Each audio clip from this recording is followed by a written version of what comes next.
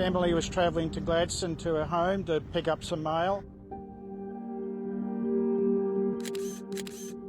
This vehicle swerved across into their path at 100 kilometres an hour.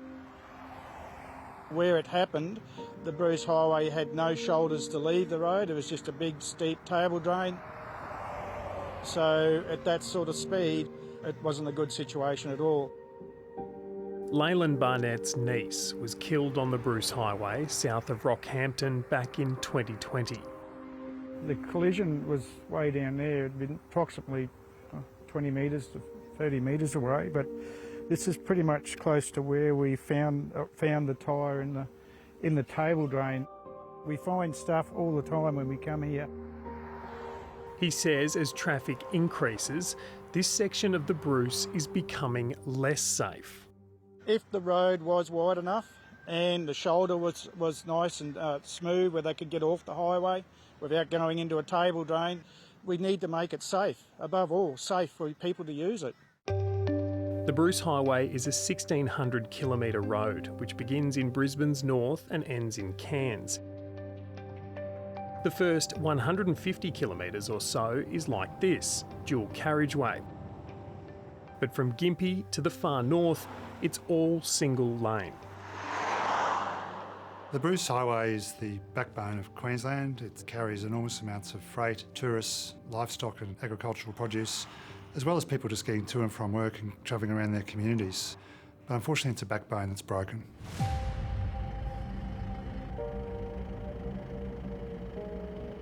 So far this year, there have been 30 fatalities on the Bruce Highway. RACQ CEO David Carter says their internal modelling reveals just how dangerous the road is. The key statistic with the Bruce Highway is that if you travel that highway, you're between 3 and 5 times more likely to be involved in a fatal or serious injury accident than you are travelling either the Hume Highway or the Pacific Highway. Nearly half of the Bruce Highway has been given a 2-star rating by independent body AUSRAP. Which typically means it's a fairly narrow piece of road. There'll be narrow shoulders, there's probably sloping shoulders, so if someone goes off the road, high chance of a rollover. No protection for oncoming traffic for a head-on situation. He says the sections that have been upgraded have seen a dramatic improvement in their safety record. This used to be one of the worst sections of the Bruce Highway for fatal and serious injury accidents.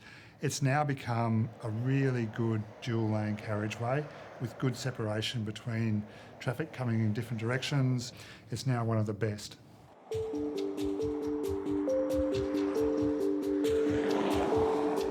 The Queensland Government estimates upgrading the entire highway to a minimum 3-star rating would cost $9 billion. Previously, the funding split for infrastructure projects of national significance was 80% Commonwealth, 20% state. But the Albanese government wants that changed to 50-50. Queensland says it hasn't agreed to the change, and both the Labor government and the opposition want 80%.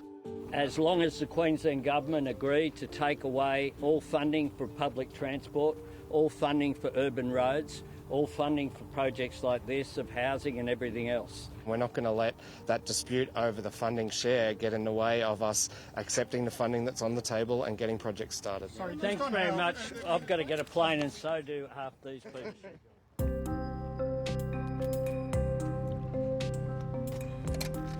While that dispute between state and federal governments plays out, truck driver Corey Adams has little choice but to continue heading up and down the Bruce. Do you feel safe driving up and down? Not every day, no. It's more or less called battling the Bruce. Us drivers call it out there these days. Lots of potholes. They can literally be as the size of the actual lane of where you're driving. And you're dodging those, which isn't good with a 2-lane highway. Lack of opportunity of overtaking vehicles. Corey drives from Brisbane to Mackay and back twice a week, sharing the road with caravans, motorhomes and plenty of impatient drivers. He's had his fair share of near misses. Does that play on your mind when you're travelling up and down the Bruce? 100% it does, 100%. You've got to be alert the whole time. Like, people think you're sitting behind a wheel, you're looking out a window. You're not. Like, it's a lot harder on the mental state of when you are driving because it's unpredictable. Even a minor crash can cause serious delays and diversions onto less safe roads.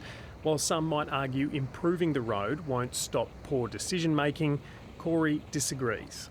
I think it's poor driver behaviour because the roads aren't up to standard of where they should be. That's where the frustration comes in with drivers. It's been a particularly bad time for truck crashes recently, with a number of serious incidents in quick succession. My drivers were first on scene for 3 of them. It's very traumatic. And I think people need to understand that the first responders, they're not there in 10 minutes or 5 minutes. It is a half an hour before the first responders get there. My biggest long-term concern is that we're going to get drivers that are going to say they don't want to go up the Bruce, that they just want to go south, down the Pacific or the Hume, because the Bruce is either A, dangerous, or it's just difficult and frustrating for them to be on that highway. While it may cost billions to fix, transport company owner Michael Mann says inaction will devastate both the Queensland economy and many more lives. It shouldn't matter how much it costs to fix when we've got people dying on it. We need to get the road fixed. We need a long-term solution, and we need a Tier 1 highway like we have in New South Wales and Victoria. I just want to get home. Like, that's my main priority. As soon as I jump in, I'm looking forward to getting home. We should be able to drive from our workplace to workplace safely, and if this was anyone else's workplace, it'd be a OH&S safety issue, and it is for us.